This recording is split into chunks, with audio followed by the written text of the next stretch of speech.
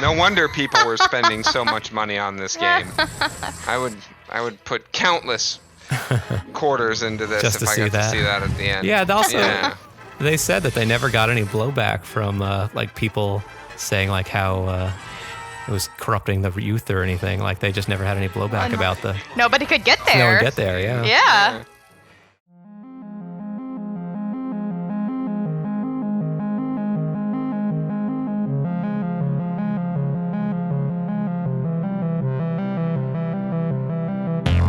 There is a form of multimedia entertainment beyond that which is good.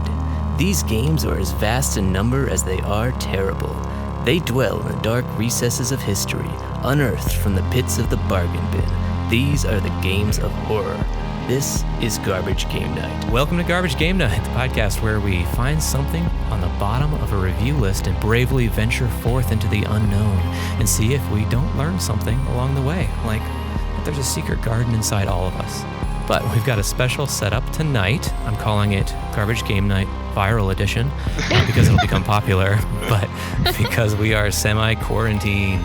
We're doing our first recording while online. We're not in the same room. We're in a Steam voice chat here, and we'll be broadcast watching. It's fine because we could have cut it out. Oh, I get it. Oh my God. I'm a moron. Get it? Hunter has corona. He has coronavirus. Anyway, we'll be broadcast watching this game experience tonight. So first, let's introduce our quarantine crew here. Frank, how you doing over there? It's going as well as it can, I think. Perfect. Enjoying that quarantine time? Yeah, sure. All right. Out of work and just I'm working around my house, just doing. Yeah, lots of projects around the house getting done. That's exciting. No gameplay happening. No video games. Not till I finish everything around the house, and then I'm allowed to Them's play. the rules. Except for right now. This is business. All right. Yeah. And for the first time on the podcast, Carley, welcome. How you doing? Hi, I'm doing well, thanks. All right, and I'm putting you really on the spot here. I forgot to give you a heads up. Everyone who's first time here, I've asked that they do a little background gamer profile, a little explanation of what kind of games you're into, what kind of games you play. Oh, boy. I think you give us a quick rundown on that, or even what you're playing now. Sure, yeah. So my first game I got really hardcore into was definitely World of Warcraft, Nice. pre-BC days. So it kind of all spiraled out of control from there. I always tell Nice. people when they find out I like games, I love games, but I'm not good at them, so don't have any expectations if you want to play with me, because I just button mash and scream the whole time, but I have a great time doing it, so. Yeah, as long as you enjoy it. Perfect. Yeah. Anything you're playing recently? Yeah, I'm playing some Animal Crossing right now. Nice. Yeah. What I really enjoy about Animal Crossing is that in Stardew Valley, it's like everything is, you get to earn your money and like build your farm as you go. With Animal Crossing, you just launch into a world of debt immediately. It feels like you've been mortgaged. Too real. And, yeah, and you're paying people back for the rest of the game. So you're living on credit. But it's the music is nice, so it's still pretty stress relieving. You're in debt immediately, but there's like no rush to pay it off. Sure. There's no rush to do anything really. Yeah. You don't, even in Stardew Valley. Arguably, you're racing the seasons in that. Well, you're racing the seasons. Plus, if you don't take care of your plants every day, they die. They die. If you don't set up scarecrows, the crows come and get them. But on the note of that debt thing, a friend of mine, this was his first one, and he's like 15 minutes in, and I got stung by a wasp. Like, things aren't going very well. Yeah. And I was like, oh, don't forget, you're also immediately in debt. And he's like, yeah, my wife I think started, that's what's hitting everybody about the game. Yeah, my wife started the town first, or the island, and I guess the way it worked, you start another profile on the same Switch, you join the same island, which I didn't realize. Oh, I didn't know that. Yeah, so like she created the island and I joined the island, and so I'm just exploring, and I find her tent and I'm just standing inside it, and I show her the screen, and she's like, oh wow, you decorated exactly like mine. Exactly, like, are you standing in my tent? Yeah, so And so maybe speaking of which, Hunter, I didn't really introduce you, but yeah, welcome hey, back. how's it going? It's Man, going it's all been right. a while. Yeah. I haven't talked to any of you guys or The last one we played was Minority Report. What do you I missed out on that. yeah, what do you predict that game was like? See what I did there? I mean, it's made from one of my all-time favorite films, obviously. Obviously, yeah, that it dealt Tom with a lot of Cruise. and Tom Cruise, but it deals with a lot of not time travel, but predetermination, Little, I like, suppose. predetermination, Yeah. prediction. I predict that it was probably received better than Reservoir Dogs, but not by much. And it probably didn't meet the standards of because we all love Jurassic. Oh yeah, no, Jurassic, nowhere near whatever Jurassic. it was. Tom hated it enough that it was almost as bad as Secret Service. Frank, what'd you think? The thing that I really liked was the fact that there's a cheat to have lizard skin. Yes. And with the lizard skin, you had like chameleon eyes. And once you turn that on, the entire game is just like a million times better. Oh yeah. But as far as like a the whole new fighting game. goes, yeah, it was basically a whole new game. But the fighting is kind of lackluster. You can only do It so was much. a brawler. It was with like the Scorpion King with more guns. Yeah, you had guns, but you didn't have a whole lot of ammo, and there was just like a lot of enemies. It was like a Scorpion King amount of enemies sometimes, and you're just like, this is gonna take forever. And there was like 40 levels. It was just way too long of a game. They didn't have anything like super creative about it. It was just like, go here, beat up these guys, and it wasn't bad. But once you put the lizard skin on, that was where the money was at. Right. You would like that. It is worth noting that it was not Tom Cruise in that game. It was based on the voice actor, and the voice actor was Clancy Brown, otherwise known as Mr. Krabs. So that was fun. But yeah, so when you put Mr. Krabs' voice actor in a chameleon skin with eyes that look all over the place during cutscenes, that pushed it over the edge. I think we ended up talking about the movie and the books more than the game itself, which should probably say something. But yeah, so some quick podcast news update. We're probably going to do a few more remote episodes like this due to the times we're living in. See how this goes. Our first experience on Steam here.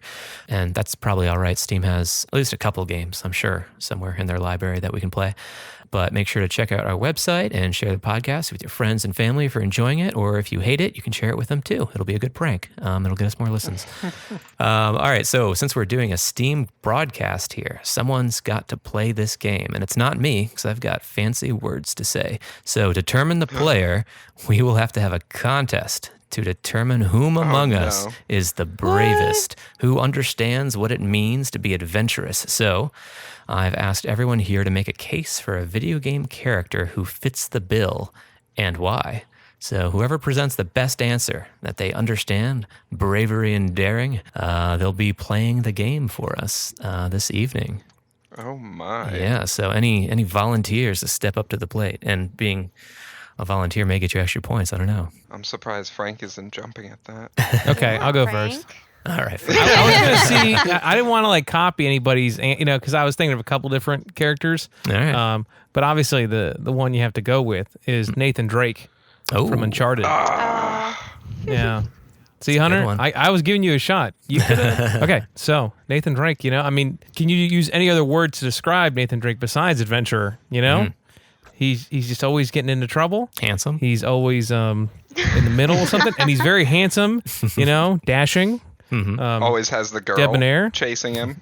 Yep. He's just out there, for money and for the fortune. And the fortune.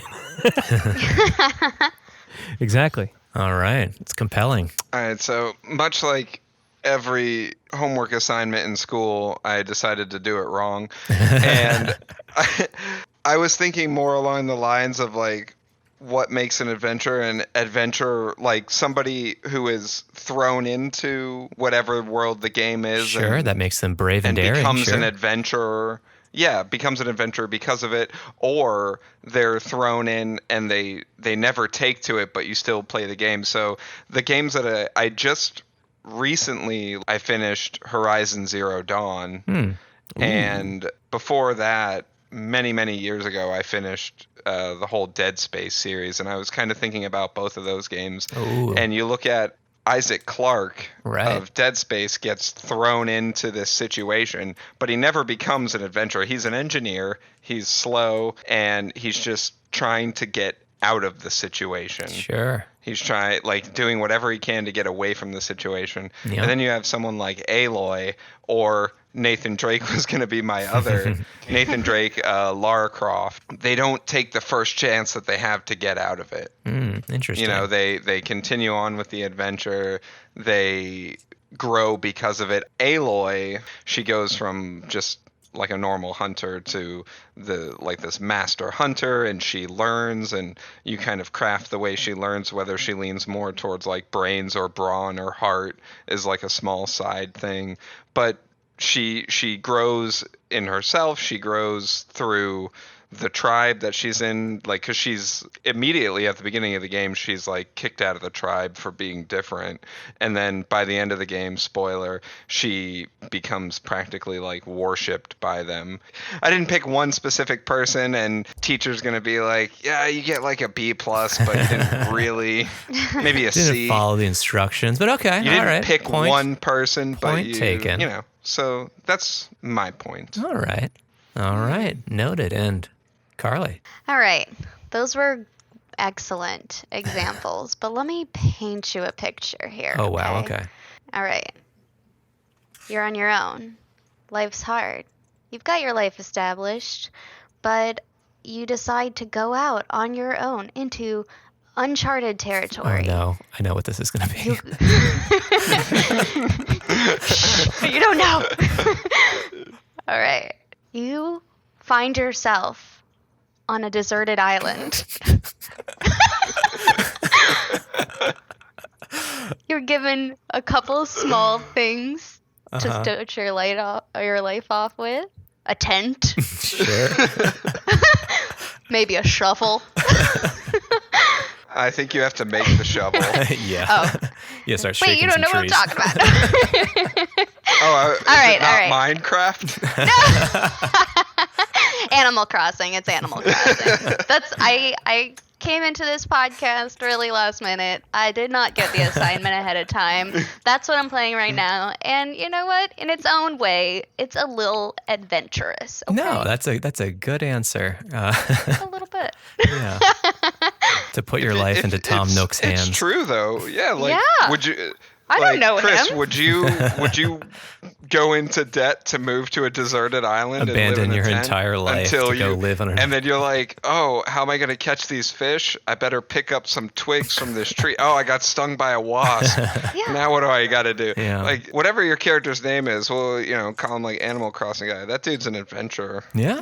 That's He's that's doing valid. something that I'm not doing. I think his official name is Villager. Villager, that's right. true. Yeah. And then he joined a giant fighting match and became one of the top tier contenders in Smash. It's true. That's yeah. adventure if I've ever heard of And he it. brought that net that he built out of twigs with him. Yeah. All right. Well, I have a decision. All right. I hope it's a hard decision. I hope those. I liked that sounds everyone pretty had a good answer. Even the last minute ones were very good. Are you saying I didn't say mine was last No, minute? no, I I was just talking said about I did Carly's. it differently. Oh, okay. Yeah.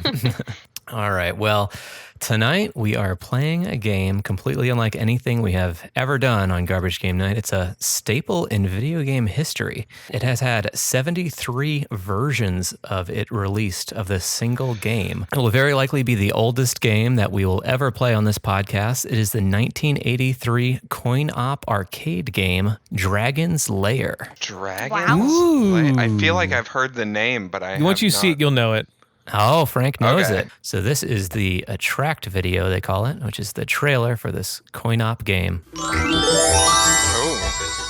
Dragon's Lair, the fantasy adventure where you become a valiant knight on a quest to rescue the Oh, princess no, from I've the seen clutches of dragon. You control the actions of a daring adventurer finding his Introduced way to through Dirk the the castle of a Daring dark and wizard Daphne who has the Princess. exposed the treacherous monsters and obstacles. In the mysterious caverns below the castle, your odyssey continues against the awesome forces that oppose your efforts to reach the Dragon's Lair.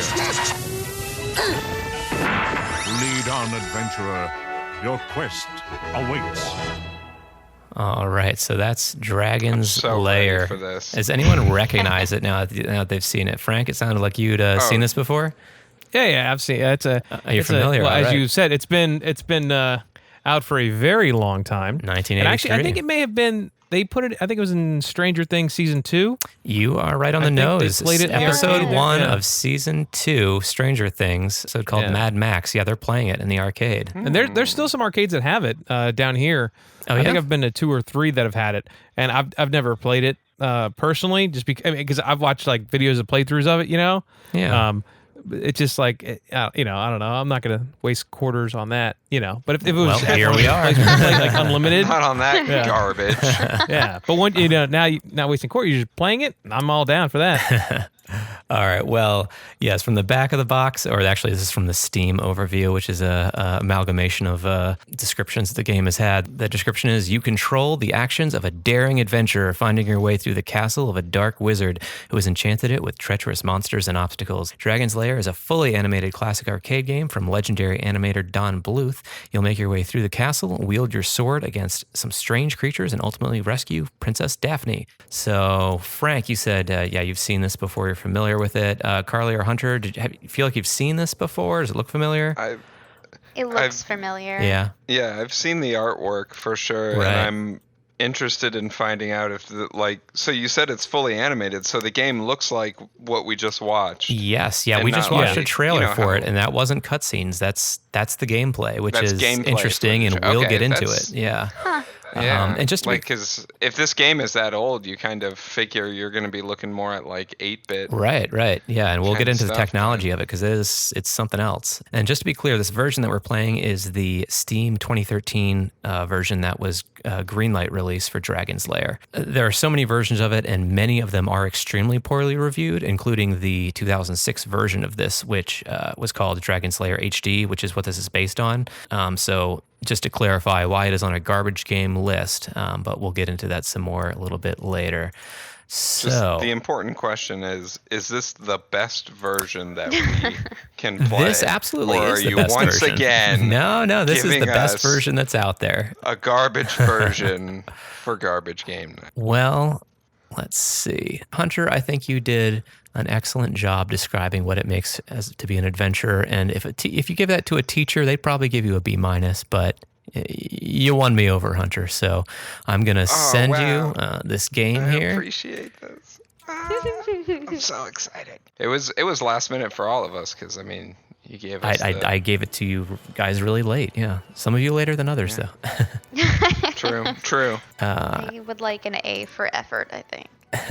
Steam forces you to sign gifts like with a message. So anyway, what we'll do is we'll see if we can watch your broadcast. So I've received a Steam gift. Yep. Hunter Decline. for explaining stuff. Best wishes. Chris. That's me. If we were in I 2003, we'd be was- waiting an hour for this to download, but this should only take a second. We'll see. Frank, why don't you explain a movie that you've seen? What's the last movie you saw? recently? Explain it. All in right, I depth. just watched Outbreak last night. Is that appropriate? I starring mean, Dustin you shouldn't do Hoffman. that for your anxiety. You shouldn't do that. Frank, are you okay? Yeah, Netflix just keeps recommending it. Everyone's watching this. Everyone's watching this. Like, I've never seen it, so I'll check it out. All right. So Dustin Hoffman works for the government. This isn't the way that I wanted to do it, but Frank, you also have a gift now. So Oh you my guys, gosh. you guys can start playing. I was gonna buy it, and- but now I don't have to. In this world that we're in right now, you can afford $20. Yeah. Well, if you guys play it for less than 60 minutes, you guys can refund it. I just died. Yeah, I think. I'm All right, hold moving on. over to watch. Carly's gonna shift over here. Yeah. So, since we're having some Steam difficulties in broadcasting, come on, Steam. Both Frank and Hunter are trying their hand at this arcade classic, and I'll run through some facts about this game. All right, so you guys probably caught that the title card for this is Don Bluth's Dragon Lair. So, in case you guys are wondering where this guy gets off labeling things like he's Sid Meier's or something, Don Bluth was an animator for Disney in the 50s. And between doing Latter-day Saints missions and working part-time at Disney, he started up his own theater, then ended up working full-time. And running the Bluth family. Running of the course. Bluth family, yeah, building some houses. Committed some light treason. He Very light treason. he ended up working full-time at Disney again, and he worked on Disney's Robin Hood Pooh Bear and Tigger 2, The Rescuers, and he directed the animation in Pete's Dragon, which, if you guys can remember what that looks like, it kind of looks like the animation in this. At least most of, out of all of Disney's films, probably looks like Dragon's Lair the most. Yeah, and what we're looking at, just to be clear, it's like a Western-style animation that's not quite Disney. Yeah. So anyway, he left Disney because he was disheartened with the way that it was being run. But his time there, he met 2 other animators who wanted to revive that classic animation style. Gary Goldman and John Pomeroy. They founded the Don Bluth Studio, and after making a short film on weekends and nights for a couple years while they all worked at Disney, they quit Disney, taking 11 Disney animators with them, which was 17% of the studio at the time. It caused a delay in The Fox and the Hound, and the film that they began working on is a film that we referenced before. It's a film that was too scary for little Tom. Do you guys remember what film that was? No. Fern Gully? No, good guess. No, The Secret of Nim. Secret of Nim. I knew it was something like Did he that. say he was scared by that? Yeah. Was I there? It was for the that? owls, yeah. It was Celebrity wow. Deathmatch. We brought up Secret of Nim 2 episodes ago because Shannon Doherty voiced the eldest mouse daughter in it. Points for anyone. What was the Secret of Nim? Like the actual secret. Do you guys remember? If you even remember the film at all? I have seen the movie, but many years ago, Right. and I don't remember. Well, anything Nim, about it, which is in so. capital letters. Hold on. You think you got it, Frank? Don't Google it. I just want to say I've died 10 times while you've been talking. I'm just watching him die repeatedly. Yeah, I'm have just no clue what's pushing going buttons. on. No, you know what? And I think I watched this not recently, Yeah. but recent enough, and I honestly don't He remember. watched it in the car. But I remember on the that way creepy here. mouse. I remember the mouse with the glowy at 1.5 eyes. speed. Yeah. Yeah, So the Secret of I Nim, don't it was remember. rats that had glowing eyes mostly. The Secret of Nim, Nim yeah. was its initialism for National Institute of Mental Health. So there was experimentation done on the rats on this farm, and they were all much smarter and starting to form their own So civilization. it's like flowers for Algernon. Bit, yeah. And then they find out that the Nim is going to come and exterminate the rats because their testing is done or something. So, I had completely forgotten that. I put it on the other night, and it's dark. It's got some dark parts to it. Anyway, they saw starting this project or starting their own studio as prodding the sleeping giant that was Disney. Like maybe they'd become fierce competition with Disney and Disney would muscle them out of animation, but they thought it was worth it to get Disney to start putting out better work. The Secret of Nim didn't actually do that great on release. At the box office, it had a much more successful video and cult following. So afterwards, they did have to file for bankruptcy, and after that, they formed the Bluth Group and began working on Dragon's Lair, which is the game we're playing now. This hot mess. Yeah, so you guys, explain to me. You've been playing it for 10 minutes now. What are you experiencing? All I'm doing right now is, and I keep trying to think about it, of what it's called, but they do it in a lot of modern games where you have to QuickTime press a events. specific button. Yes, this game is just QuickTime events, and I'm failing miserably at it, and I hate it already. And it moves so quickly, and I have no idea what's going on. Yep. It's jumping from scene to scene. It's like hit this, hit that, and then there's been several times that it looked like I made it, but then the animation reset and I died. Right. Yeah. So, And I'm completely lost. Frank, how you doing over there? 30 seconds to be downloaded. Oh, okay. I don't know. So not great. All right. I haven't been able Sorry, I not gave great. it all away. Yeah. So I don't know when I actually die or go to the next room because nothing looks the same. And I'm seeing, now I'm in a room with a whole bunch of furniture swirling around. Yeah. And then I just fell and died. So you're playing the version of the game where when you die, it jumps you to the next game. So you're not getting too much chance to master each room. Although I will point out for you, just as a little hint, if you haven't figured it out yet, if you look on the bottom of the screen where you have to click things, it does light up what you have to do. So yeah, Dragon's Lair does not look like it's from 1983, and it doesn't look like a video game really. It looks like hand-drawn animation cutscene. It's in a Western style animation that's almost like Disney. That's definitely what it is. It's just all you're doing is hitting a button and it's choosing which of a predetermined right. animation, no doubt, that you're gonna see. Yeah. Similar to the way they did. I think we've talked about it a couple times, the original Mortal Kombat games, where it's just 10 frames of animation, and then you hit the kick button and it plays the 10 frames of animation for the kick button. Definitely. But yeah, so this is like pre that, and it's just like, oh, you didn't hit the button, so it's like a if-then kind of thing. Exactly. If you hit the button in time, then you get the next scene. If you don't, then you go into the swirling pit of death and end up in another part of the castle. But it's so quick. Everything happens very quickly in this game. It's hard to take it all in. Yeah, it's disorienting, even just as the viewer sitting here watching him play it. I mean, like one scene cuts immediately to the next. Yeah, and I'm like, what even just happened?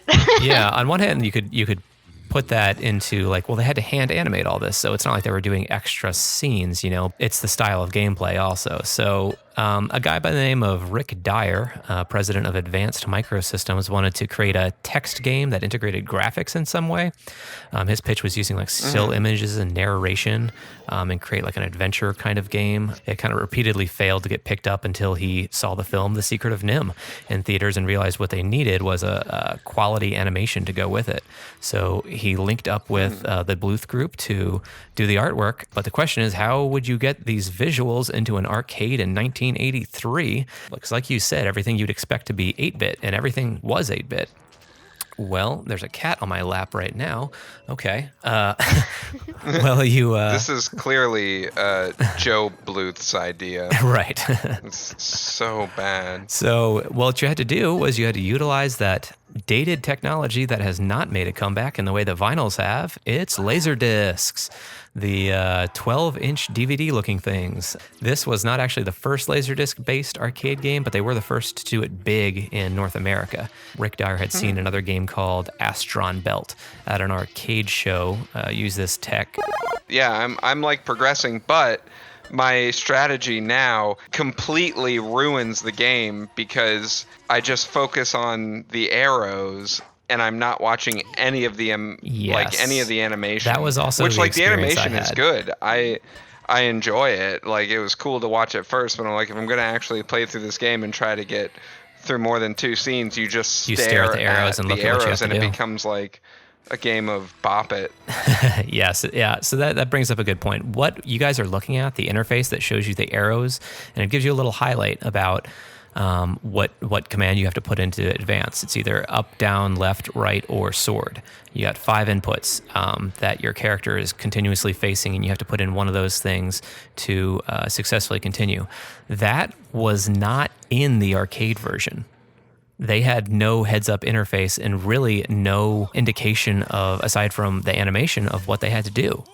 So if you guys can imagine playing this game without any of those hints, I can't. It's like sometimes the things that you have to do, like, they don't match up at all. It doesn't seem like with what you have. Like, sometimes like a lightning bolt will come down to your right and you're like, oh, I should jump left. No, you got to use your sword. So it's a big exercise in memorization more than anything. Yeah. And the input window seems fairly small for such like an unforgiving concept. And actually you guys are playing on easy also, and that widens the window a little bit. So the arcade game was even a little more demanding than this. And you guys do put in your high scores because, as you guys know, we always have a award at the end of this. And am I finally gonna get my dinosaur to hold up my cell phone? Maybe. No, you guys are never getting those. The reward for getting the highest score this evening, with however many playthroughs you can get, whatever you're happy with, will be this. Are you sending a picture? Uploading a picture to the Steam chat right now. It is this super cute little dragon. But look at it! Oh, that is very cute. It's pretty adorable. Yeah, I did actually find a 3D model of Dirk the Daring, who you guys are playing as, but it came in about 42 parts that had to be assembled, and I don't care about you guys that much. Oh, so. How does he? He doesn't even look like he has 42 parts. I'm surprised Carley hasn't like pulled me out of the chair to play. You want to play? Like, come over here. All right. So this game in the arcade, essentially what you had was a DVD with 22 minutes of footage on it. It would start playing, and when it gets to a certain point, like Dirk is about to fall off the edge, it would look for an input at that specific point. If you did that input correct, like move left, Dirk would jump, and the DVD would jump to the next progression clip on the DVD. And if you did it wrong, it would jump to the appropriate death sequence on that DVD. And I give that example of DVDs because it's essentially the same technology they're using, and that actually is one of the 73 releases that this game had, an interactive DVD. They released this game on an interactive DVD where you would just play it with a remote. So yeah, I mean that's essentially what this is. It's a QuickTime events on top of a DVD. So this is actually then the second game in my life that I've played that's been on DVD. Oh yeah? The first one being the game at the end of the Gargoyles movie. Oh, I didn't know about which that. Which I owned on DVD, and they had, was it DVD or was it VHS? They might have had it on VHS actually. Yeah, never mind. Like I played a VHS game. Yeah. Yeah. I think it's funny that this moves so quickly, and yet when I'm watching a movie on DVD and I want to skip to the next chapter, if I accidentally hit the button twice, like the whole freaking program just crashes. Right, and that's something that we're not experiencing though, because this isn't actually playing off a DVD. This is able to jump fairly smoothly. But one of the big complaints that people had in playing this in the arcade was, it's you have to imagine a Laserdisc, the reader jumping from one spot to another spot, and sometimes that took a second or two. So there was like a black screen or a pause between you putting in the commands and it loading the appropriate video sometimes. All right, never mind, Carly. You gotta get out of here. She's already beat my high score. Oh no. Yeah. So to put this game in the arcade scene in context, because we're probably not all here very familiar with what was going on with arcades in 1982, but the revenue in 1982 arcades was $8 billion. That's more than pop music and Hollywood films combined that year. It exceeded revenue of all major sports combined at the time, and it earned more than twice as much as all casinos in Nevada combined in 1982. Which is wild. Yeah, one article said it peaked over $12 billion, and then what's known as the arcade crash happened, and it was down to $100 million in 1985. So just 3 years later, it went from $12 billion to $100 million. Pretty wild. Was it just like saturation, like the same thing that happened to laser tag? Yeah, and probably what's happening to escape rooms soon, if the pandemic didn't already do that. Hey, let's not gosh. curse it. They're too much fun. They're great. I love them, but they're everywhere. Frank, now. What's your high score so far? I think I got the 6,000, and then that's gone now. Oh no. So I hit just under 5,000. I think my top score right now is 4,900. Nice. Chris, do you remember your top score? I can take a peek at it. I'm at 16,993, but I just died. It just kind of keeps going. So Carly's at 42,000. Yeah, so the arcade crash, I pulled two quotes that kind of described it. It's kind of fascinating insight into video games here. So the article says, it's from The Verge, the big game companies were aware of their predicament. If a game appealed to the mass of players who drove the arcade's industry's profits, the hardcore gamers who made up the base and spent tons of time in arcades mastering them would move on quickly, spending far less money. If, however, the game was extremely difficult, casual gamers were put off. This dilemma would plague the industry for years. So they're saying if they put a hard, extremely difficult Dark Souls kind of game in there, it's only going to appeal to that small hardcore base. But if you put an easy game out there, the people who are spending the most money aren't really going to play it. So because there were so many games saturating the market, the Surgeon General apparently said some things about addiction to arcade games and its effect on the soul. But also, the next quote I have here is the outcry over gaming and arcades happened almost simultaneously with a crash in the video game industry on the heels of the Pac-Man bubble. More video games were produced for arcades and consoles. Consoles didn't necessarily have an effect on the arcades, but consoles helped revive video gaming in general. But in the lead up to 1983, the market was flooded with games, and arcade operators who often bought machines on credit or on loan from distributors saw massive decreases in profits. So you had a ton of arcades popping up. They were buying up a ton of arcade units, and they were all going into debt over it because at the same time, just the national sentiment about going to arcades was kind of declining. So some info about this arcade unit in particular. Again, it came out in 1983, and it cost, I believe they said in an interview that it cost $1,500 for them to buy an arcade unit. That was pretty expensive. Like one individual unit version of this game? Of Dragon's Lair, yeah, because it had a Laserdisc built in, which was expensive tech and pretty unusual for arcades. But once they started rolling out, they had a backlog of 1,000 units in demand for them to produce. So, the game was so popular that they were making their money back within a week of them purchasing it. And part of the reason for that is the game cost 50 cents to play in 1983, and yet it was killing it. Yeah, 50 cents for 3 lives for this game. And that's 3 seconds of play. Yeah, it could be. Yeah. So, but if you think about this game in an arcade, so I looked up the top games or games that had come out recently to 1983. You had Donkey Kong, Q*bert, Elevator Action, Mario Bros, which it was the Mario Bros, the one that looked like it was like a joust stage, like they had the levels and the platforms, and you bounce on each other's heads. And Spy Hunter, it's a game that keeps coming up. Hey, Spy Hunter. But to imagine this game going on at the arcade, it's blasting its trailer with fully hand-drawn animation, looking like no other game you've ever seen in an arcade. It must have been wild to see there. I could definitely see how it would appeal, because now that Carley's playing and I can actually watch the game and not just not the controls that you have to things input. at the bottom. The animation's done really well, and it's the settings or the set pieces and the characters. Yeah, you got some funny things really going on. And it must look amazing, like you said, next to Super Mario and the original Spy Hunter and whatnot. So, it's so all over the place. Yeah, it's frantic. Yeah, the gameplay, because you're just jumping from one scene to another. There's no frames spared because they had to hand draw all of them. So this is one of 3 games, along with Pong and Miss Pac-Man, that's on permanent display in the Smithsonian Museum in Washington. It's credited, along with other Laserdisc games, of preventing or at least delaying the arcade slump in the 80s. All in all, there are 30 scenes in this game. You guys are going from kind of room to room. There's 30 of them, and if you do it perfectly, it lasts 12 minutes. So if someone were to pop in their 50 cents, they could do a perfect run in 12 minutes.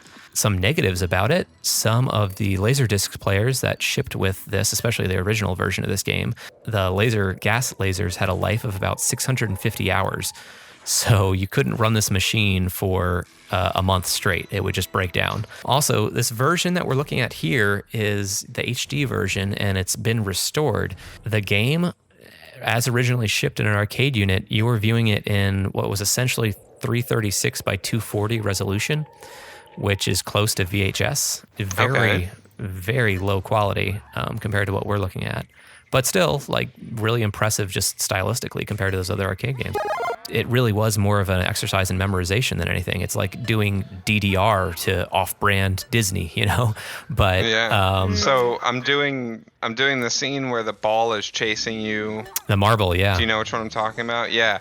And it's literally just down, down, down, down. Until it's not down. Until it's up. And that really catches you off guard. Because you're jumping over a hole. Yep.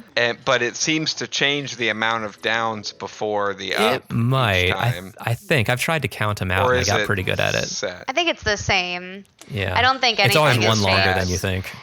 There's one scene that can go a little bit longer. The elevator drop scene, which you guys have probably seen.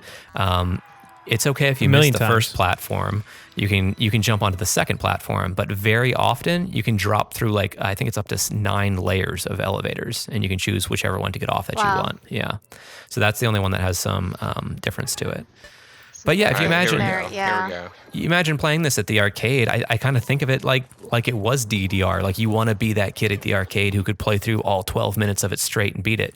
And I imagine all your friends who were playing this also, you were memorizing the scenes, and you'd say, "Oh no, the scene with the snakes. That you got to go left, right, sword, right." You'd be trading notes with them, and I think I can definitely see how this would take on a life of its own at the arcade. And some people who are commenting on it. I would play this if I was a kid who frequented arcades, which I was. I was that DDR kid. Yeah. Well, actually, I was the ITG2 kid. No DDR. Yeah. ITG is better. But had I known this was available, if it was at my arcade, I would absolutely have played this. I just played for a few minutes, and I was super zoned into it. It's simple. Yeah. But It is fun. I mean, it keeps your attention. You know, Yeah. you're focused on hitting the right arrows. Right. Yeah, you're And just staring that at those. part is simple, but the background is so fast. Oh, It's yeah. changing Everything's every so second. rapid. It's kind of like a nice balance. Like you're so zoned into these small, simple commands, but you're so distracted by a background. It's easy to find yourself wanting to watch it like it's a cartoon playing. Yeah, Not yeah. something you're actually controlling. Yeah, if you're not controlling it, then yeah, you're just watching a cartoon, essentially. Yeah, so... I've been looking up real quick. I bet somebody's done this, but sound effects play a very strong emphasis in this game, like as I'm playing it. And I'm like, I wonder if somebody's been able to beat the game without the like screen. blindfolded. Maybe By just if there's knowing- a queue for each room, because the rooms are randomized. So as long as you know, Yeah, what so room as you're long going you into. memorize each room, Right, But as long you as there's hear, an like, audio cue for each room that's unique. yeah, You can where definitely am do I? it enough Where do I times need to that be? you happen to guess the right ones too. If it's only 12 minutes or 22 rooms. And I'm starting to remember what this one is now. 'cause I've played it We're 20 only a few times. minutes into it, or no, probably 15 minutes into it, and you guys are starting to kind of remember some of the rooms, I'm sure. So, other Don Bluth films. Can you guys name any? We said his studio did Secret of Nim, and I just Did gave they Carly a do- hint what was accidentally. that? Five Goes West. What was that chicken Ooh, movie? close. Very close, Frank. American Tales, Five Will Go. Well, that was the first. American Tail was the first, and then Five Will There Goes you West was go. the sequel or whatever. They did An American Tale. Hunter, were you guessing? I can never remember Rockadoodle? what that chicken movie was. Yeah. Yeah, all right.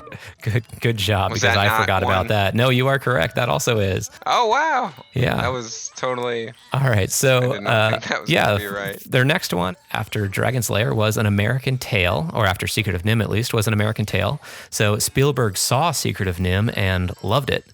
He said he thought that style of art and storytelling died with Walt Disney, and it took them a while to get a project together. But yeah, then Steven Spielberg and Don Bluth came together to make An American Tale. And so that I can stop talking for a second, Carly, would you mind? I sent you the first paragraph of plot from Wikipedia of An American Tale so that we can see how this was such a simple and straightforward message that kids could identify with. This is the story that they Sure. decided to collaborate on. All right. Well, in Shoshka in 1885, the Mouskowitzes, a Russian Jewish family of mice who live with a human family named Moskowitz, are having a celebration of Hanukkah where Papa gives his hat to his 5-year-old son, Feifel, and tells him about the United States, a country where there are no cats. The celebration is interrupted when a battery of Cossacks ride through the village square in an anti-Jewish arson attack, and their cats likewise attack the village mice. Because of this, the Mouskowitz home, along with that of the Mouskowitzes, is destroyed. In Hamburg, the Mouskowitzes board a tramp steamer headed for New York City. All the mice aboard are ecstatic at the prospect of going to America, as there are no cats there. If you remember the song. It's like, I Yes. only know that one part of it. That's the only part you need to know. Cats There are in no. Oh wait, and the America. streets are paved with cheese. There we go. Yep. That's right. There are no cats in America, and the streets are paved with cheese. During a thunderstorm on their journey, Feifel suddenly finds himself separated from his family and washed overboard. Thinking that he has died, they proceed to the city as planned. Okay. Though they become devastated at his loss. Ah, there we go. it is. Redeemed it. However, Feifel floats to New York City in a bottle, meets a pigeon named Henry Le Pigeon, who gives him advice to find his family, and embarks on a quest to find his family. That's right. That's the All right. simple story that kids could identify with. A battery of Cossacks and their cats doing an anti-Jewish raid. Oh, gosh. Yeah, no, I great film though. remember watching this as a kid, and I just don't recall any of this. Yeah, much plot like line. Secret of Nim had an effect on Tom, and all he remembered was the scary owls. The fireworks scene, or the giant contraption they make at the end that's launching fireworks to scare the cats away. Yeah. That's the thing that stuck with me for that film. That and Somewhere Out There. That's the other Ooh. song from that film. Yeah. Ooh, I don't remember that one. That one? Hold on. Can I get into my falsetto? Let's get it. Somewhere out there beyond the deep blue Oh, sky. wow. Oh, I remember yes. that one. That one? I don't Wow, think those are the wrong spot words. on. Yeah. All right. Well, after it was that enough song to and make us remember. after that film, they did another That is, film. of course, not to be confused with the comic book Moss, which is about...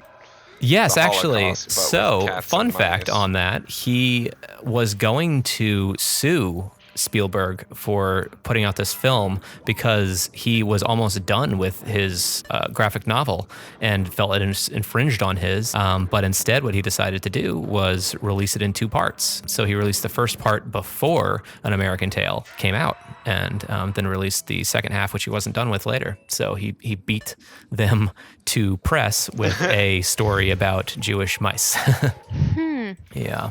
Good on him. Good on him, yeah. So the next film that they worked on, again with Spielberg, was The Land Before Time, which was the only Don Bluth film, by the way, that didn't include Dom DeLuise. Dom DeLuise was in every single one of these films so far, and he didn't participate because he was busy with Oliver and Company, which was a Disney film. So that film was produced by Like I said, 'cause Spielberg. he didn't believe in dinosaurs. Right. Yeah. Actually, Land Before Time also had some like very deep storytelling elements that when I was reading over the plot, I was like, yeah, I guess that was part of it. And a lot of it had to be cut because when Spielberg saw it, actually, so the film was produced by Spielberg, George Lucas, and Kathleen Kennedy. Kathleen Kennedy, who now oversees Lucasfilms at Disney. Yeah, so interesting crew came together to make that. And like their original cut of the film had some like things that were so dark that Spielberg told Don Bluth Group that like you can't keep that in the film. It's like you can't have kids crying in the lobby afterwards. So yeah, the T-Rex just destroying the happy vegetarian or what do you call it? Not vegetarian dinosaurs. Frank, help me. Herbivores? Herbivore, thank you. Yeah, herbivore dinosaurs. You can't have a T-Rex just Those destroying these vegan families. dinosaurs. Those vegan dinosaurs. Frank's got to be over there, like, scoring He's a million so points. quiet. right Yeah, I'm now. sure he's into it right now. 7,000. I keep getting killed. So, one thing real quick on this game. Oh, you can actually pause it. Wow. Oh, how about that? The directions that do coincide properly change when the camera angle changes. Yes. So I'm running down a hallway and I'm preparing because I know the floor is going to drop out and I'm going to have to jump to the right. And then all of a sudden the camera flips around. Yes. And I have to hit the left button. Yeah, all your and it controls threw me are off. in perspective to your character. So yeah, if the camera's behind Dirk and then it jumps to his side, yeah, then what you're expecting to do will change. And they seem to, like, is it just me or are some of the scenes reversed at times? Or They absolutely mirrored? are. Like, They mirrored some of the I'm pretty rooms. sure. Yeah, I watched Carley play the one where you jump on that like mechanical horse. Yeah. And it flew off to the left, and I'm now there. Yep, the and patterns will still it the flew same, off but to the right. they will mirror. Yeah, most of the rooms in this game will mirror. But the pattern will mirror then as well, or? Yeah, no, the pattern mirrors as well, so it's still like what visually makes sense. So that could throw off somebody trying to do like a blind playthrough. then. Absolutely, That's what I'm could. thinking. You Yeah, know? you're right. All right, I have to have something to do on the quarantine. I'm going to try to do a blind playthrough. Carly's going to start playing again so that she can win the prize. Oh, you didn't beat my score yet? No, not yet. Oh, I thought you I did. did. I'll let you catch up. Oh, no. All right. I'm already tired. I of only this wanted game. to reclaim We're it. definitely gonna return it and keep Chris's money. Oh no, I don't know if it works that way. Yeah, so other Don Bluth films, we mentioned Dom DeLuise doing voices. This is what I think when I think of Dom DeLuise doing a voice. Any other guesses for what he could possibly voice, perhaps as a dog? Featuring a cast of dogs. It's got All Dogs Go to Heaven? There you go. All Dogs Go to Heaven is the next Don Bluth studio film. Yeah, it's a little I too like dark that for a movie. Disney film. I saw that one in theaters. Oh yeah, I don't know if I did. I definitely. Yeah. It was one of those things that was in the VHS cabinet when I was growing up, though. Yeah. The next one they did was, like you said, Rockadoodle, which I can't recall ever seeing, but it looks like it's about an Elvis Presley-looking rooster trying to make it as a musician. Is about the gist of it? That one has a really dark, like, nightmare scene that puts the Dumbo nightmare scene to shame. Like, it just makes that one seem like a dream. It's really dark, really creepy, and if any movie is my Secret of Nim, it's that. When I was a kid, I think it's probably Rockadoodle. I don't jive on that. It's a bit much for me. All right, the next one they did was Thumbelina. Yeah, I've seen that. And that one didn't do too great, and neither did their next one, which was their poorest performing film, which was A Troll in Central Park.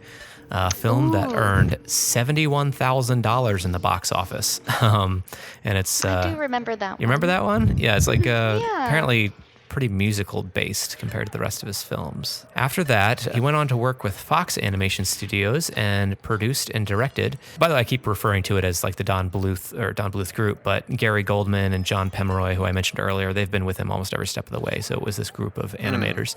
But they went on to produce probably his most successful film to date, which was Anastasia. That was oh wow, Fox. That was a big one. Yeah, that was Fox Animation Studios' kind of biggest hit, and seemed like, okay, wow, they're competing against Disney now. And then after that, they followed it up with a film that broke the relationship with Fox, which was Titan A.E., which was Fox's last traditionally animated film up until the Simpsons movie. Yeah. I like Titan. It was a good movie. Yeah, it's underrated from what I hear. All right, so Carley is sitting pretty at 76,000. Oh, Yeah. 76,000. How's it looking, wow. Frank? 16,403. Oh boy, looks like someone's getting themselves a I dragon. think so.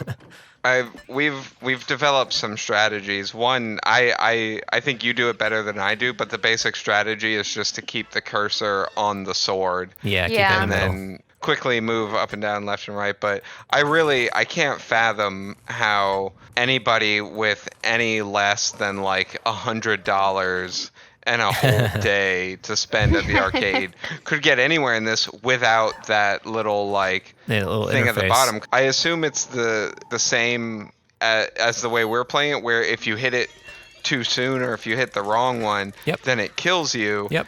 And so I imagine I put my money in, I hit go, and I just like move the controller, and bam, there's one life down. Yeah, I've watched people like, play it on an arcade unit, and it seems like in some ways there's a little bit more forgiveness. Like people when they tap up, they'll tap up like 2 or 3 times. So it looks like they're just looking for that window to hit it, and they'll tap it a few times. This version that we're playing, I mean, you could definitely argue this is like a different experience than what the arcade unit is, because they were playing a memorization game, and we're playing a stare at the interface and click it as fast as you can. I will say that my technique is I'm not afraid to double click if I think I've hesitated and I'm going to miss it. Right. And when I do that, it's fine. I heard through someone's microphone, save me. That's me. That breathless Daphne, yeah. After Don Bluth Group made Dragon's Lair, which was very successful, they followed it up with a game called Space Ace in 1984, using the same exact technology. And we'll take a look at the trailer for it a little later. It's a theme song I can't get out of my head. It is just completely, absolutely frantic in its action. If you think like watching then playing this one feels wild, this game is all over the place. That one, though, does give you hints about which button you're supposed to hit. Like on the edges of the screen, it'll have an arrow every time one of your input commands has to come up. Oh, so they learned. Yeah, they learned that a lot more people would play it if they put those in there, I guess.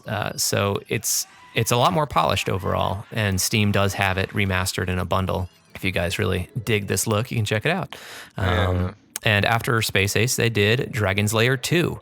And Dragon's Lair 2 is insane. I don't have any way to describe it. It's like a fever dream of like chaos and Alice in Wonderland. And part of it is literally Alice in Wonderland. Like there's a sequence where for some reason Dirk the Daring is like fighting chess pieces and the cards and stuff. It's wild. And it lasts so much longer than this game does. I'm trying to focus on what is going on the animation in the game, because I'm watching Carley play now. I'm trying to focus on what is going on in the game and what the commands are telling, because like I said, as you play it, as we're playing it, you can't focus on both. No. So I'm focusing on both, and I just watched the one scene where you're running down like a spiral staircase and bats attack. Yes. And the floor is falling out from under you. So my initial thought was it's going to tell her to go left, and then it tells her to attack before the bats even show up. Yeah, there's so many times where like, oh, there's a monster there, I should swing at it. And it's like, nah, you should back up. I'm like, well, I had no way of knowing that. I would have to die, remember that I died that way, and go back and try it again. And every time as I watch her play, I'm just like, oh, there's 50 cents and $1, and $1.50 and $2. Oh yeah, I wasted a lot of money here. Oh yeah. Yeah. But there's something that's like alluring about it. Like, I mean, I don't hate playing it as much as I've hated some of the other games we've played. And I'm like, if I can just I've got the pattern. It's so simple that it's easy to jump into. It's and you one guys of those, know like, there's something at the end that you want to see. Is there? There is something at the end. There is a final sequence. Did you see it? Did you get through? Oh yeah. No, I've beaten this game a couple times now. Oh, my bad. Wow. Well, no, as long Big as you guys, as long as you guys keep continuing, it does progress you. All right, and to wrap up the movie section, so Don Bluth's legacy is he's still alive, actually. He's out there doing classes still. He's doing fine. Don't you worry about Don Bluth. He's like 83 now. Oh, that's good. But his that's legacy, which he has, you can still have a legacy and be alive, is that he competed with Disney leading up to what would be the Disney Renaissance. You could argue that he did force them into stepping up their game. When An American Tail came out and Secret of NIMH, they invested a lot more into their traditional animation studio. They released The Great Mouse Detective against An American Tail, and it did pretty well. And because of that, they kept investing more into that studio. And they released Oliver and Company against Land Before Time. And most people consider the Disney Renaissance starting with like Little Mermaid, Rescuers Down Under, Beauty and the Beast, etc. So all the films that he was making led right into the Disney Renaissance. Now you know. Yeah, so we've talked a little bit about what kind of style of game this is. Dragon's Lair falls into a category that some people describe as interactive film or a movie game. And with the advent of Laserdiscs, it essentially created the opportunity to put a choose-your-own-adventure kind of game to film. So that's what we've got here. There were several iterations of this before Dragon's Lair. Like I said, Astron Belt was the one that kind of inspired the design for this game, or the technology for it. But this game, Dragon's Lair, definitely had the biggest impact with this style and look and gameplay. But this style of videos and QuickTime events didn't make it to home consoles because it really couldn't until the Sega CD, which allowed a true video format. And by that I mean like film footage. It's super compressed video, but you're watching film and you're doing QuickTime events to play it. The standout to me that mimics this gameplay is a Sega CD game called Night Trap, which you guys have probably heard of, at least you've seen on a list somewhere of like most bizarre video games or most unique games. It's a game that like you're watching like a kind of movie sequence of like some teenage girls on having like a sleepover through like surveillance I don't know what footage. You're watching over there, Chris. Stay with me. Stay with me. Okay. We're playing Dragon's Lair. You're a secret agent, and you've got controls for their house to spring traps on intruders that are coming into the house, and it's like vampires and like other baddies who are trying to get the teens. So like you're watching this video footage and you've got buttons like drop the trap door or sound the alarm or something like that. So yeah, you're watching a film and you're doing these triggering these QuickTime events to keep them safe. It's a bizarre game. To prevent Save the Twilight. sorority sisters. Right, exactly. That's if only they could have prevented Twilight. Ooh, wow. Carley might have even beaten mine. So 104,000 is my final score. I don't think she's beaten yours yet. You're 4,000. Yeah. Oh, you were very close to the end then. All right. Yeah, in a time of low quality graphics in 1983, this pre-rendered video animation style with QuickTime events synced to it made sense, but it's definitely become less necessary as graphics have advanced. As we move into systems with better looking visuals, I think the desire to have something like this where it's all pre-rendered and you're sort of forcing a game on top of a video, it's kind of fallen by the wayside. We still have QuickTime events, obviously. Heavy Rain or sections of God of War definitely use QuickTime events. You could argue that Telltale's Walking Dead series uses a style of QuickTime events, reacting to all of their games scenes. Yeah. like God of War, it's certainly the same idea. Like you're pressing X to jump to avoid a hammer coming down, and then triangle to swing up his arm, and clockwise to swing around his neck, and square to slash at his head. That's all things you're doing in God of War. But that's all happening with graphics being rendered by the game as it's happening. It's not a pre-rendered clip that will jump to another pre-rendered clip if you do it wrong. So just a differentiation of the tech going on. It's really just not really a necessity to do this anymore, unless you wanted to do something like hand-drawn animation, which I am positive that some games exist like that out there, but none that have made a splash like this. And playing this did remind me of something I think we've all done, which is Black Mirror's Bandersnitch. It's not Snitch. Black Mirror's Bandersnatch. Yeah. The Bandersnatch. Snitch, yeah. Catch the snitch. Bandersnatch. Yeah, not only was the era set in the same kind of setting as this, 1983 kind of era, but it was a choose your own adventure using film. So watching or experiencing Black Mirrors feels similar. You're choosing to kill your dad or not. And Does Dragon's Lair get so meta, though? it doesn't get that meta. He turned to the camera and he's like, this is just a video game. What are you doing with your life? Well, maybe our hero Dirk does wink at the camera at the end. We'll have to get there to find out. So I just beat it. Oh, you did? Wow. And I was so close to beating it. It was that last sword that I'd missed it twice. So Yeah. I had reset. Otherwise, I probably would. So I ended up with the 76,756. Okay, so it's possible because to finish of it there. All I had right. to reset. But yeah, using the directional keys on your keyboard is a million times easier. Even though it is. sometimes still, it's like you instant reflexes. Like it's so crazy. The mouse is harder to use than a joystick would be. Yeah, absolutely. I mean, you can memorize it to a degree here, but I think you are still so focused in on just waiting for that arrow to light up. It's coming. It's coming. It's I'm coming. trying to find out if when they reverse the scenes, do they fix his sword? 'Cause his I sword was staring seems at to that always hang too. off the No, left. his sword is not fixed. His sword is changes sides on his hips. Oh, does it really? Yep. Come on, guys. You could only fit so much on a laser disc. Because at least for a long time, I went to a lot of thrift stores to collect vinyls, and every once in a while, since people don't know the difference, a laser disc would get slipped in with the vinyls. So I always thought about collecting Ew. them, but they're fascinating looking. I mean, it's almost like a movie poster size thing, you know? Hipster, you. Right, but there's no need to get them. Like it just hasn't aged like vinyl. There's no argument to be made that it's a superior format. It was at the time. Well, but, it's compressed digital, Frank. Tell us, DVD Frank. can hold more data on it. Yeah, no, that's very true. But if you want to watch the highest quality version of the original Star Wars trilogy, I have heard Laserdisc that. is your only unaltered way. Yeah, Oh. That's it. That's it. Really, the only reason to have That's a the only Laserdisc reason. If is you just the wanna- original Star Wars trilogy. That's gotta it. make sure that Han shot first. Han from Fast and the Furious. Before he died, but then came back and then died again.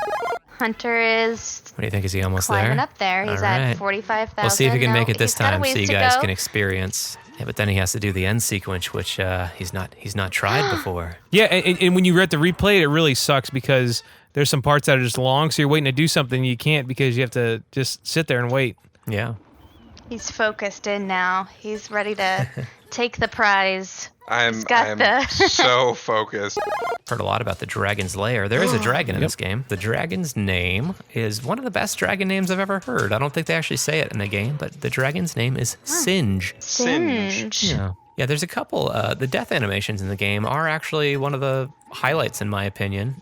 Like there's one where he dives through a wall that's closing and like his foot can get stuck in it. Oh, yeah, I saw that one earlier. I think Yeah. that happened while I was I playing think I through. just did that one. I'm in an interesting predicament here, I guess, that the award goes to the highest scoring player, and yet Frank won, but doesn't have the highest score. Oh, what was your Interesting. score, Frank? 76,000. Wow. What? Well, I did Yeah, say highest 'cause I- score. How did that wow. happen? To reset on that So- last level. So basically, Carley did more of the game without failing, but Frank Oh. beat the game. Right. You should just give it to me, since That's fair. Yeah. That's, sure yeah, none it of seems these like the other- only way to do it. All right, so we're watching the final sequence here. We made it to the Dragon's Lair. So sometimes, by the way, objects will light up when you're supposed to click them, and that's the hint that it's giving you, that like it's on the left.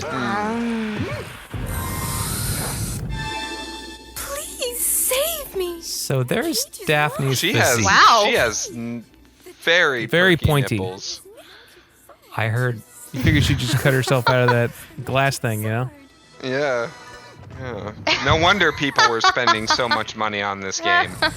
I would put countless quarters into this Just if to I see got that. to see that at the end. Yeah, also Yeah. they said that they never got any blowback from like people saying like how it was corrupting the youth or anything. Like they just never had any blowback about the. Nobody could get No there. one get there. Yeah. Yeah. We did it, but we also had the keys at the bottom. Right. Try to distract you, as if the end scene wasn't hard enough. That's why they put that in there. If she turns into a dragon right now and kills him, that would be the best way to play this game. Oh, that's All right. smart. That's the end. Oh, That's wow. smug. What a great game. All right, and real quick, we'll look at Space Ace, their follow-up game. Space. Space Ace, defender of justice, truth. You know, and keep planet the Earth. busty lady. Ace You is need being that. attacked by Yep. the evil commander This time of it's a all. blonde guy and a redheaded girl. Wow. And they have voices. Yes, they lots of voices and By the Infanto Ray. Struggle with Dexter to regain his manhood. Destroy the Infanto Ray. Defeat He the has evil to boy. get his manhood. exactly. But he has the ability to like. Okay, these games are very clearly like making some kind of, underhanded comment about masculinity. Yeah, it's a view from the 80s. This video is only 8 minutes, so this one's even quicker. What on earth? Oh! And I'll be honest, the animation doesn't really look nearly as good. I don't know if So it's just the nostalgic, video, though. but it seems choppy. Yeah. I love the soundtrack to this game. That little tune that's going whenever he powers up. Yeah, so the hero in Space Ace can get his manhood back and become a buff dude again. And each time he does that, it launches that soundtrack for Space Ace. I feel like this game is specifically trying to offend me for not being a manly buff man. and burly man. Yeah. Are you okay? Oh, sure. I'm picked up by aliens. Okay, you that's don't Oh sound my like gosh. that. Okay. Oh my gosh. All right, yeah, so we'll watch a few minutes of Dragon's Lair 2 here. My Daphne kidnapped again, idiot! Is that his mom or is That that, is his is that Daphne? mother-in-law, I believe. So yeah, it starts with Dirk being Oh, because assaulted she said by... Daphne got. Yeah, Daphne got kidnapped again, and you're running away from... Yeah, so we're going through the first minute of Dragon's Lair 2 so far, and you can see what I mean. It's just, you're going everywhere. Yeah. And things are about to accelerate because this thing that looks like the USS Enterprise that you just landed on, Yeah, what is that? it is a dimensional warper or time machine of some Oh, sort. no. Oh. And why is his sword like flashing? So that's how they indicated what you needed to do. Like everything that, if you need to go left, right, all of your options for what to input, it would flash. So it's flashing the sword because you got to do the sword input. Oh, that like da would get so annoying so quick. Yeah. Yeah, that's distracting. It's great animation still. Yeah. And it's Oh, still yeah. like super interesting to watch, but yeah, it's like Oh, now we went into a through- photo. Oh, and we're in wow. Alice in Oh, Wonderland. okay. So yeah, this is straight up Alice in Wonderland. Yeah, absolutely. So this is the original Kingdom Hearts then. Yeah, jumping through dimensions of other people's copyrighted material. Yeah, Other that people's makes sense. copyright. So this scene that we It's a got very into, big, very naked woman. Garden of Eden. And that Oh, was this is Eve. the story of Adam and Eve. Yep. Wow. Apparently, Dirk was the cause of the fall of humanity, the original sin. There's two snakes. Huh.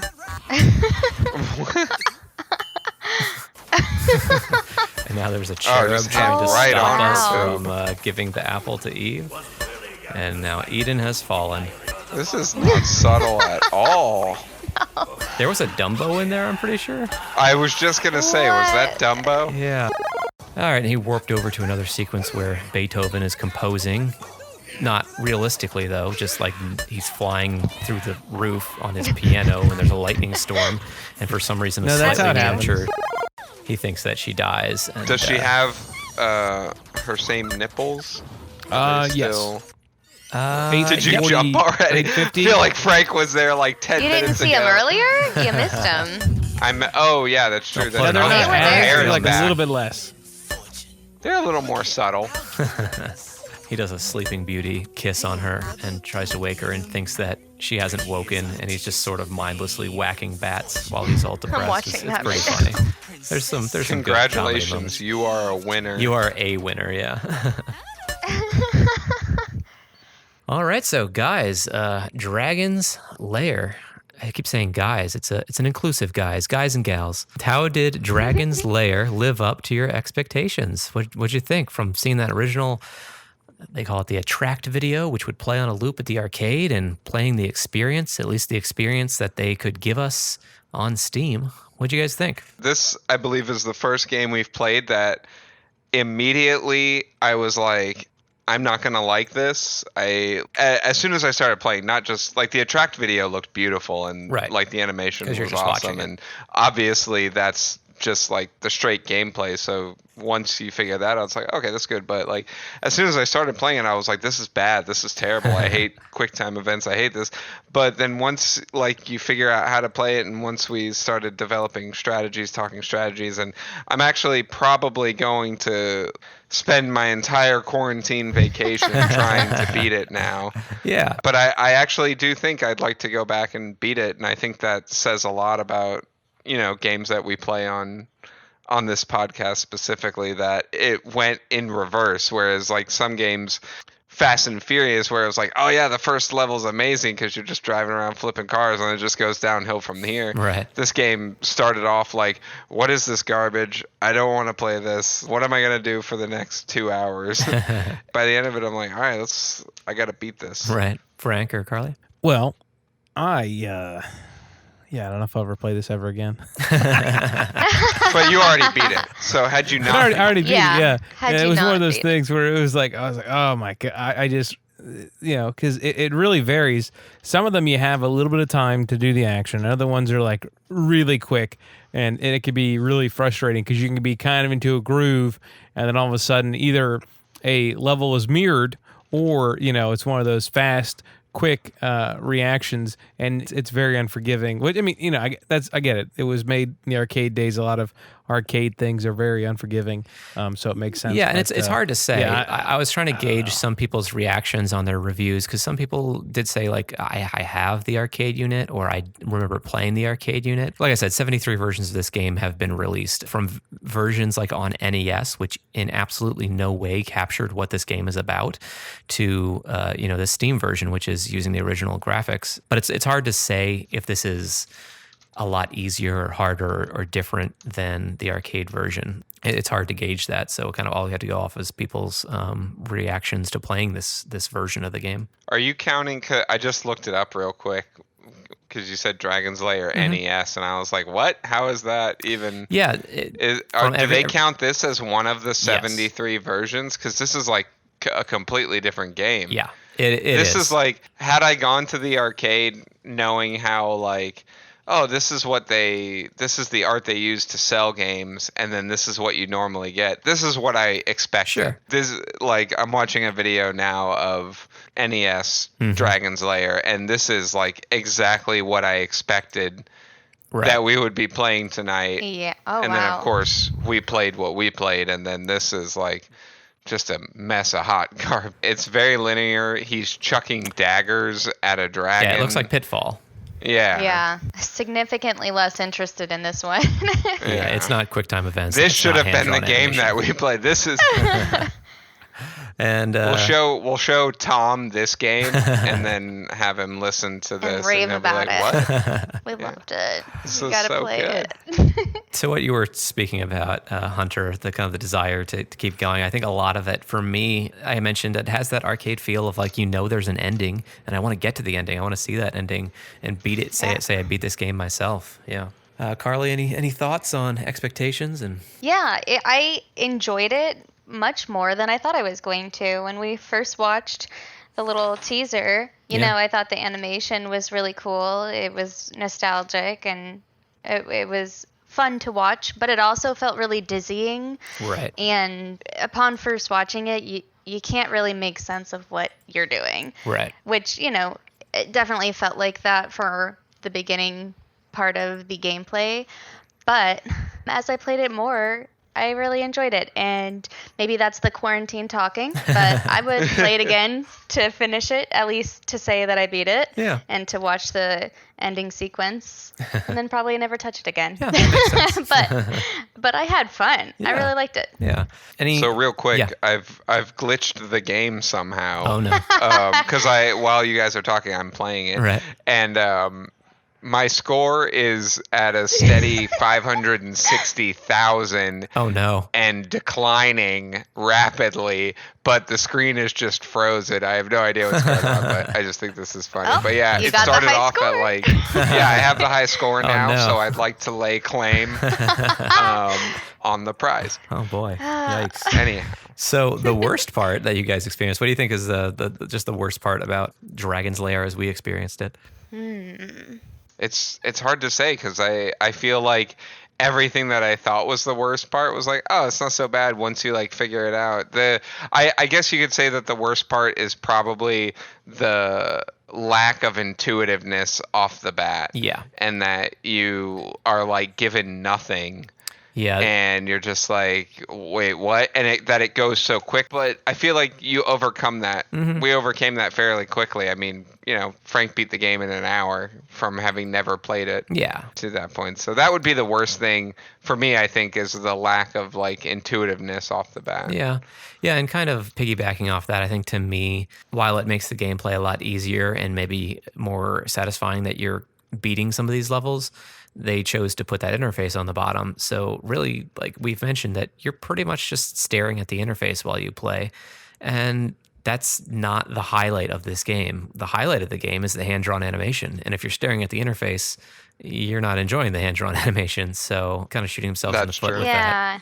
That was my biggest complaint probably as well, is that you're just staring at the bottom the whole time. Maybe if they had put it in the middle of the screen, you could be paying attention a little bit more. I mean, you're still going to be staring, waiting for the arrow to light up so you can tap it, but you'll be able to experience a little bit more of the animation. Yeah. Yeah, so I did want to, because we've talked about the historic value of this game, and yet here we are on Garbage Game Night playing it. So I wanted to point out some of the poor reviews that it got.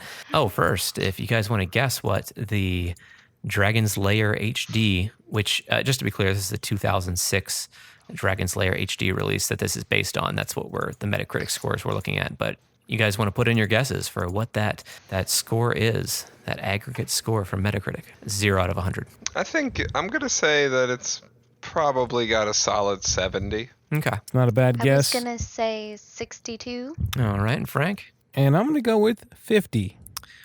Wow. Well, right on the nose, Frank, it sits at 50 on Metacritic. Wow. Yeah.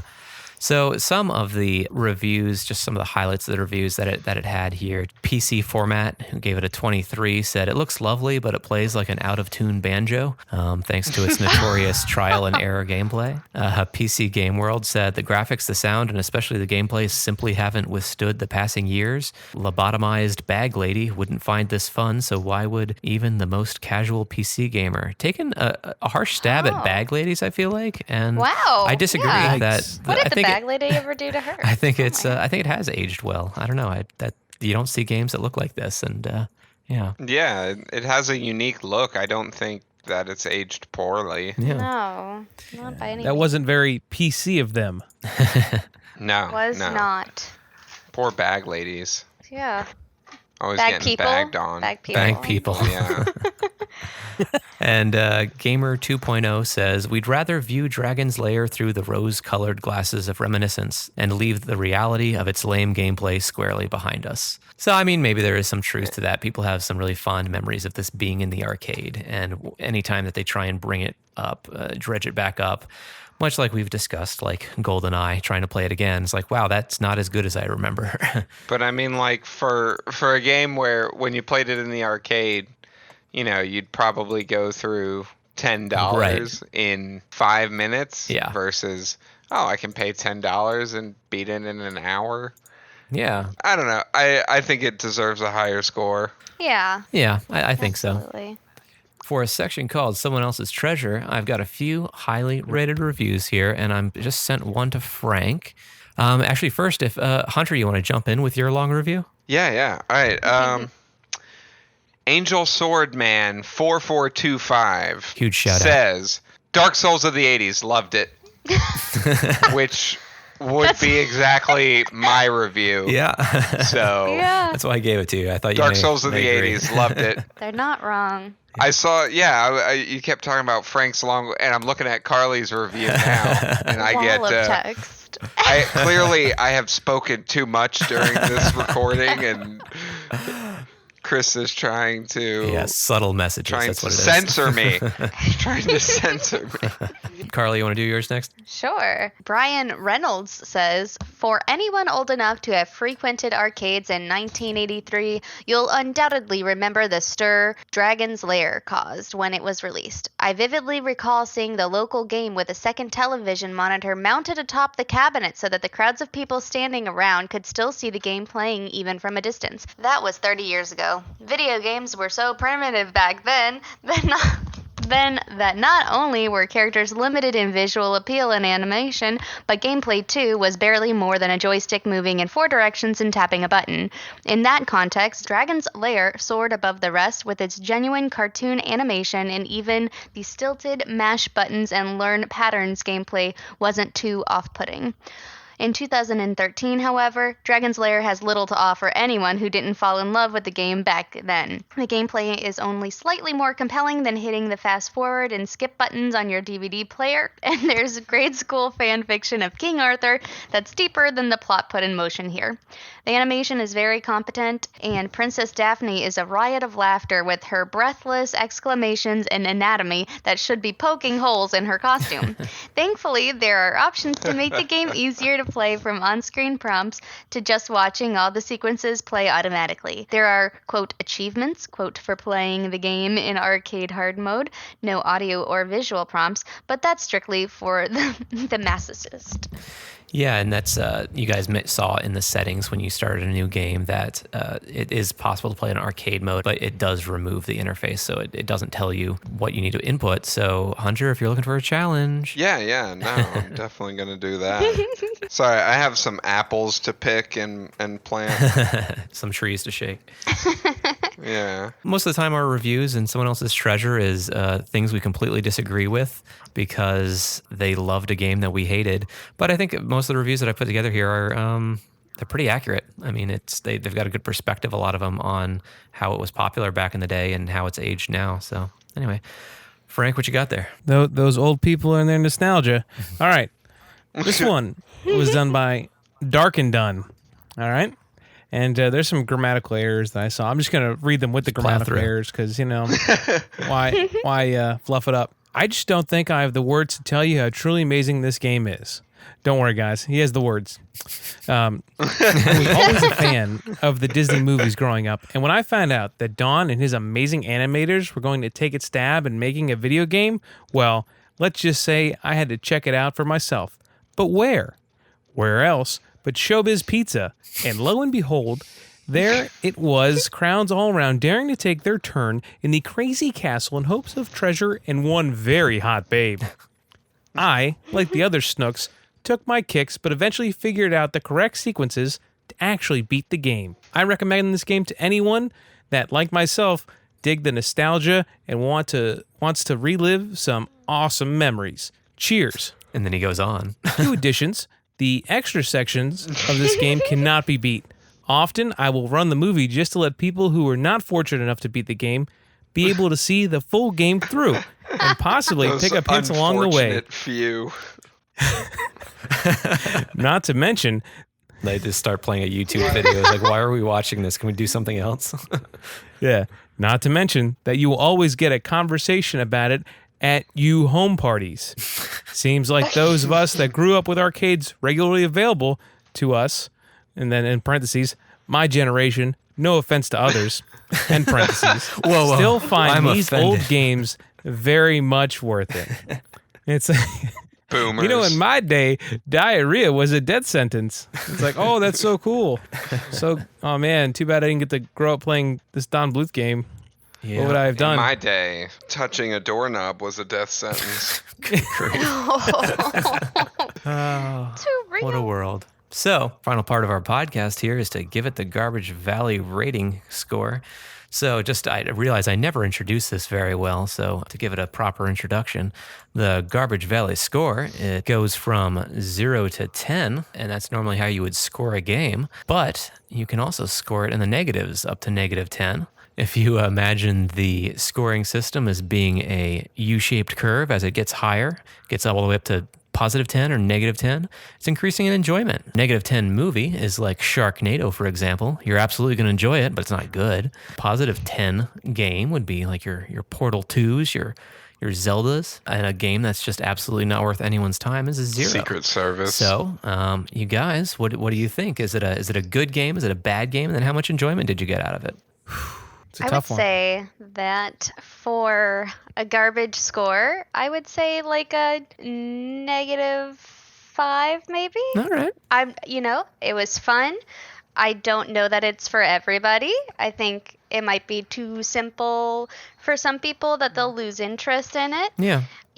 Maybe some younger people wouldn't be as interested in the animation style. Even though I didn't grow up with this game, I really liked it because it just looks like something nostalgic to me. Yeah, it looks like something I grew up with, yeah. Yeah. It's not a good game. At least I don't know about the arcade version, compared to what was out back then. But it doesn't really hold up to, like, other games that I've been playing lately. Oh, but yeah. I had a lot of fun, and I would go back and play it again. Yeah, 10 out of 10, we're though, rating on these, quarantine games. Yeah, we rate our games based on us playing it now. How is the game now in today's atmosphere? So, yeah, I mean, to spend $10 on this game when you look at other things that are available in Steam, there's much better places to spend $10. Unless you really want to get nostalgic about it, right? Unless you're really interested in the history of it, which this game has some history to it. So that's some value, I suppose, but it's not inherent within the gameplay. Yeah, I think I was shocked at how much I enjoyed the game after playing it for a little bit. Like, after hating it at first and just being like, oh, it's just quick time events. I want to give it like a bad score because I agree with you on the fact that having the directionals where they are really does take away from the rest of the game. Yeah. I would do it similar, like probably -7, -8, but as like an experience or just watching it, I really love the animation and I really love like the play style. I really did enjoy playing it, and the guy in the one review talked about the extras, and I'm gonna go in there and look at them, but I want to watch the whole thing so I can focus on it rather than just like trying to play it again. But I do intend on like trying to play it and beat it. Yeah, I hope so, because I bought it for you. It was a gift. It was a Steam gift, Hunter. I won it. I worked hard. That's true. You did I win thought it, yeah. for about 20 minutes on my concept of adventures. And All right, and Frank, what do you think? I hate to be 0. so different from everyone all the time, but it's just something about life. I was originally gonna give it a 2. Okay. But it's got some neat, the animation, very pointy nipples. So I'm gonna give it a 4. And that's where it lays, at a 4. I'm interested in the extra 2 points that you gave it, because Those were the the extra 2 nipples. points that it had. The nipple. Yeah, one point for each nipple, obviously. Okay, perfect.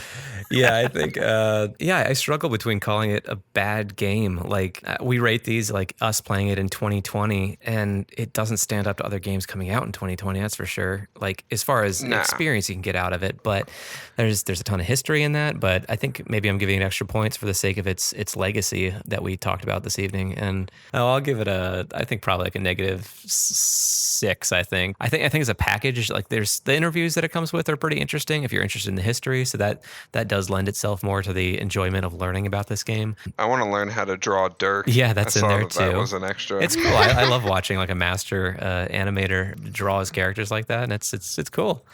So yeah, there's some cool extras in there. I wouldn't pick it up for $10. Like, wait for it to go on sale, and or wait for a sucker like me to give it to you as a gift, and then then it's worth it. You just spent $30 on the game. You guys are returning that, right? Yeah. I have to feed my family and buy toilet paper. Oh God, back to the real world right now. It's $50 a roll these days. Yeah, so that's Dragon's Lair. Exciting stuff, and probably the oldest game that we'll ever play. It was the high score, right? Yeah, so I'll get this little red dragon to our winner of the high score, Carley, and I'll disinfect it first. So there you go. Oh, thank you. No problem. I'll only accept it if it's been Clorox wiped.